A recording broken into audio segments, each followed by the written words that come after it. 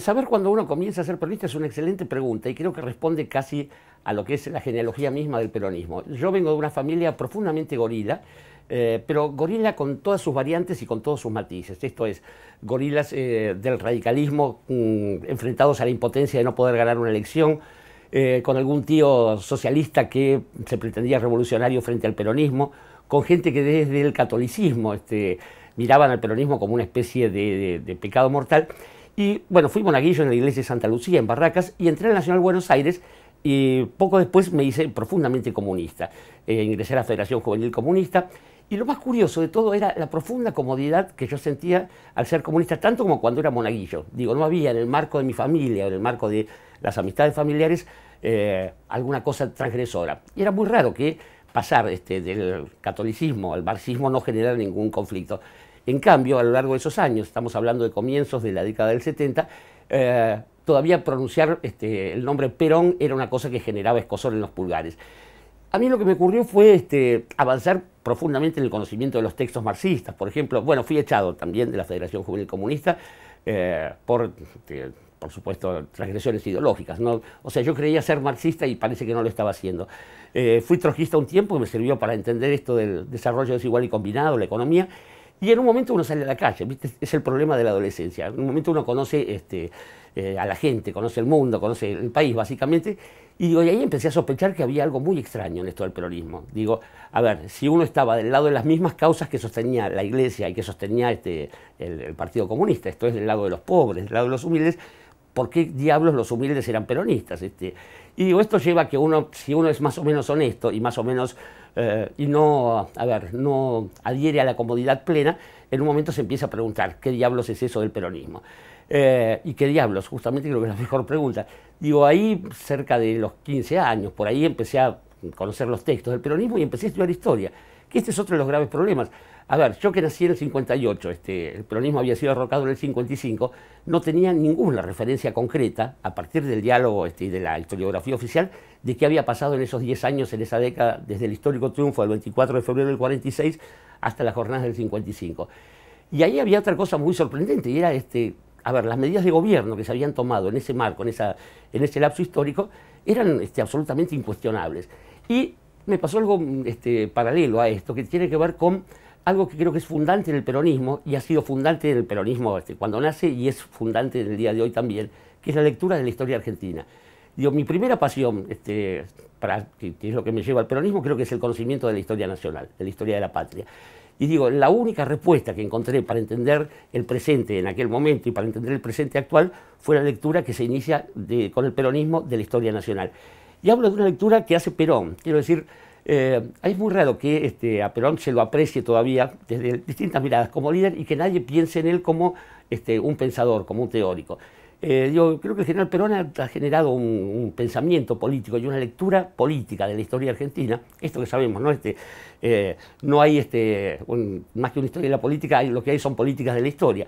Y digo, creo que Perón da en el clavo cuando centra buena parte de su acción de gobierno y de su producción textual y política en la lectura de la historia argentina. Digo, a partir de ahí me encontré con una cosa curiosa. Supongamos, a ver, un adolescente con una muy buena formación, la que nos da el Nacional Buenos Aires, por otra parte, tanto en ciencias sociales como en historia, que descubre que si algo tiene, viste, cuando te enfrentás al techo, estás en una cama, empiezas a mirar el techo y en el techo no hay nada, como decía un rock and roll, y decís, bueno, pero entonces yo soy peronista, debe ser semejante al descubrimiento de la sexualidad o algo así. Y asumirlo es decir, bueno, a ver, si soy peronista y creo que mi función en la vida es la participación y el compromiso, tengo que militar. Digo, venía a militar desde los 13 años en otras cosas, y el problema fue grave allí, porque había, sobre mediados de la década del 70, no demasiadas maneras de ser peronista. Y una tenía que ver con la lucha armada, básicamente, con montoneros, y la otra tenía que ver con una derecha recalcitrante y fascista y asesina que ya se manifestaba abiertamente, incluso en los claustros del colegio.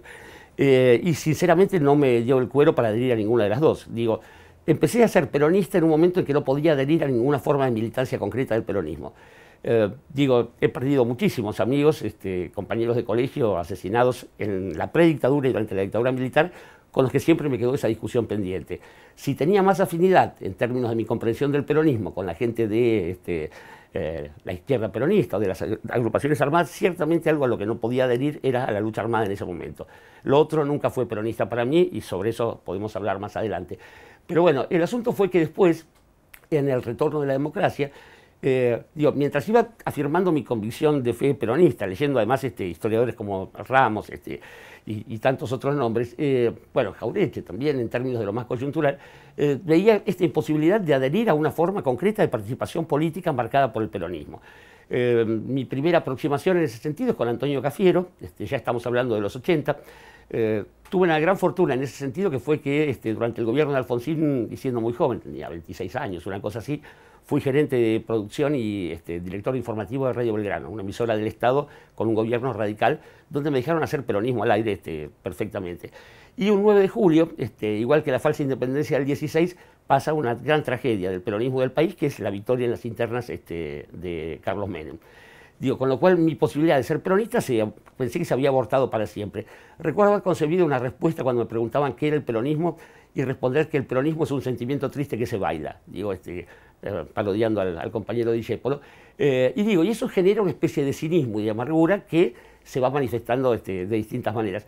Para mí fue importante conocer a un tipo como Alejandro Dolina, en ese sentido, con el que empecé a descubrir ciertas afinidades ideológicas en cuanto a lo axial, ¿no?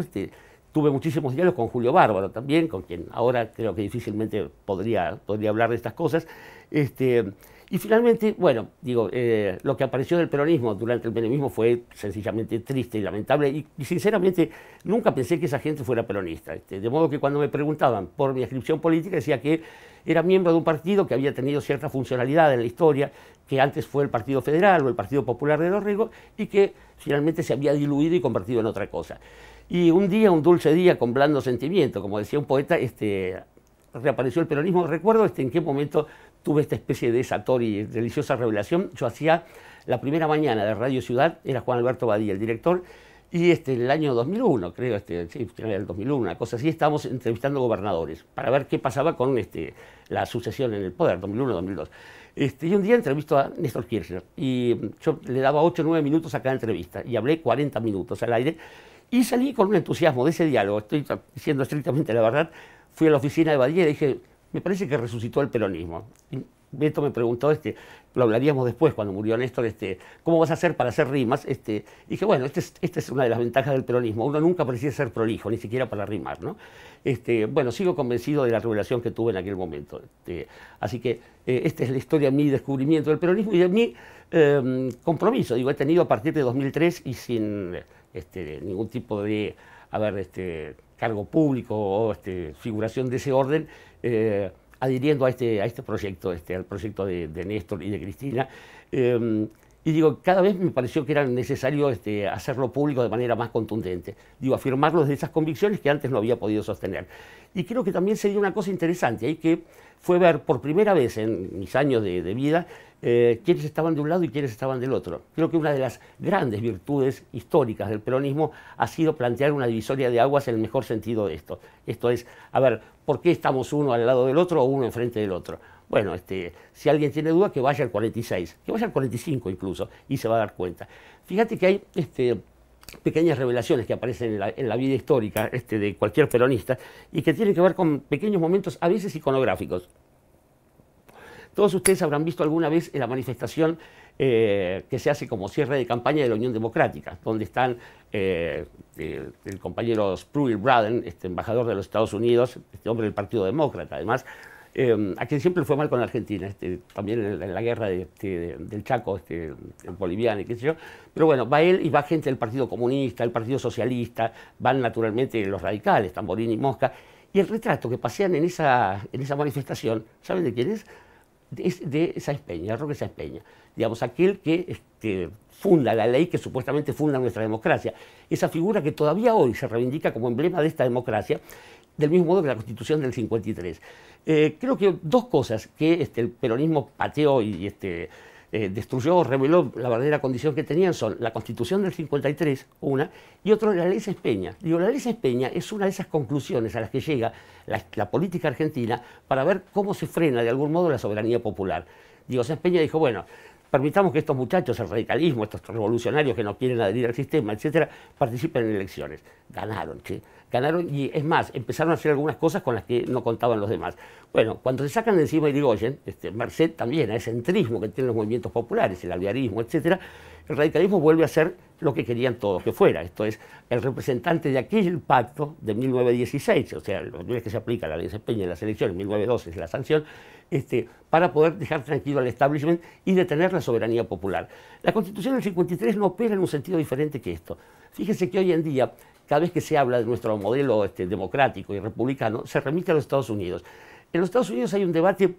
Yo viví 4 años en Washington y me impresionó descubrir también esto, un debate que tiene que ver con una corriente llamada constitucionalismo democrático, y es hasta qué punto los jueces son, y la Corte Suprema sobre todo, son los que interpretan la Constitución. Bueno, basta ir a los orígenes.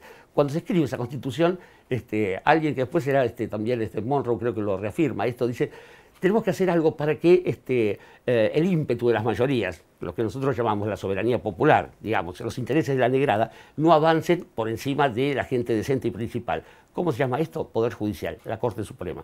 Digo, bueno, la Constitución del 49, y esta es otra lectura que a mí me cambió definitivamente la perspectiva para entender la política y la historia argentina, son los textos de Arturo Sampay, la Constitución de 1949.